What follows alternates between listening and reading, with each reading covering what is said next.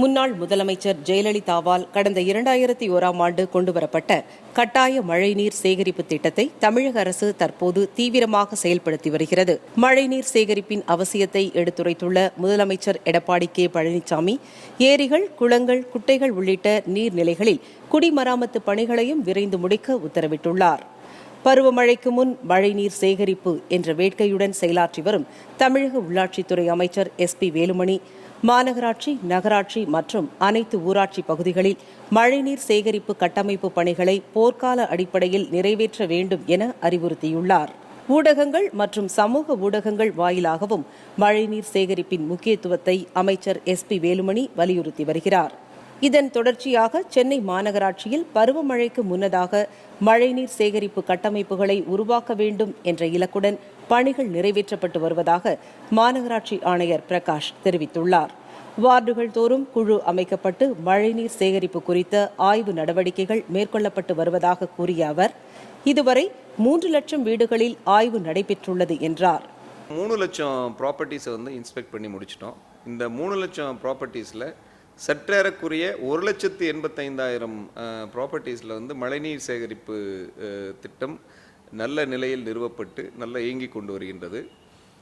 ஒரு 40,000 ப்ராப்பர்ட்டிஸை பொறுத்த வரைக்கும் சிறிய சிறிய மராமத்து பணிகள் தேவைப்படுகின்ற நிலை.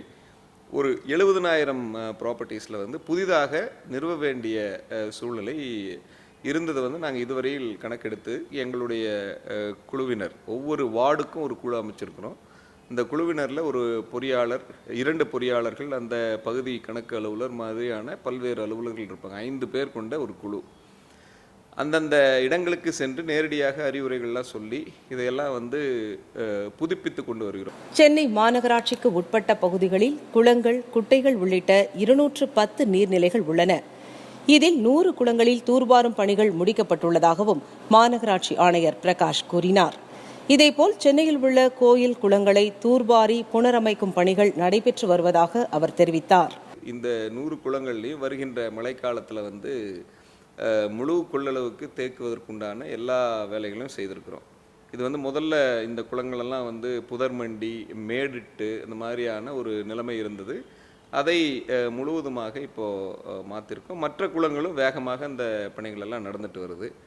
அதே மாதிரி கோவில் குளங்களை பொறுத்தவரை சென்னையில் மொத்தம் 63 தெப்பக்குளங்கள் இருக்குது, கோயில் தெப்பக்குளங்கள். இந்த 63ல் முதல் கட்டமாக 17 தெப்பக்குளங்கள் பணிகள் முடிச்சிருக்கிறோம்.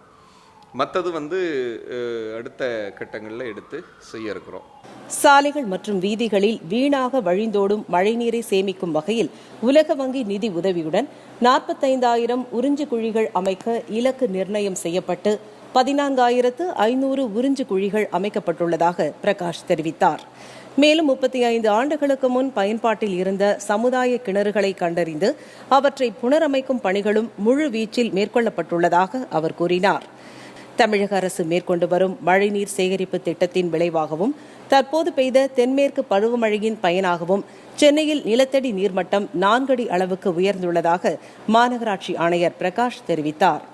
சென்னையில் இந்த மாதிரியான மழைநீர் சேகரிப்பு கட்டமைப்புகளை அதிகப்படுத்தினதன் விளைவாக கிட்டத்தட்ட ஒரு 4 அடி வரை நிலத்தடி நீர் உயர்ந்திருக்கு. தென்மேற்கு பருவமழையை கணிசமான அளவில் இந்த மாதிரியான அமைப்புகள் மூலமாக சேமிச்சிருக்கிறோம். இதை கூடுமான வரை அனைத்து, அதாவது இந்த மாதிரியான ஸ்ட்ரக்சர்ஸ் போடுறதுக்கு இடவசதி, பின்பரப்பு இருக்கிற ப்ராப்பர்ட்டிஸில் முழுவதுமாக முடிக்க வேண்டும் அப்படிங்கிறது தொடர்ந்து நடைமுறையில் அதை எடுத்து செய்துட்ருக்கோம். இதை முழுவதுமாக இந்த இலக்கினை அடையும் வரை எங்களுடைய குழுவினர், சென்னை மாநகராட்சி மற்றும் சென்னை மெட்ரோ குழுவினர் தொடர்ந்து இந்த பணிகளை செய்துட்ருப்பாங்க. எஞ்சிய பணிகள் விரைந்து முடிக்கப்பட்டு சென்னையில் மழைநீர் சேகரிப்பு கட்டமைப்பு இல்லாத கட்டடங்களே இல்லை என்ற நிலை உருவாகும் என்று நம்பிக்கையுடன் மாநகராட்சி ஆணையர் பிரகாஷ் கூறினார்.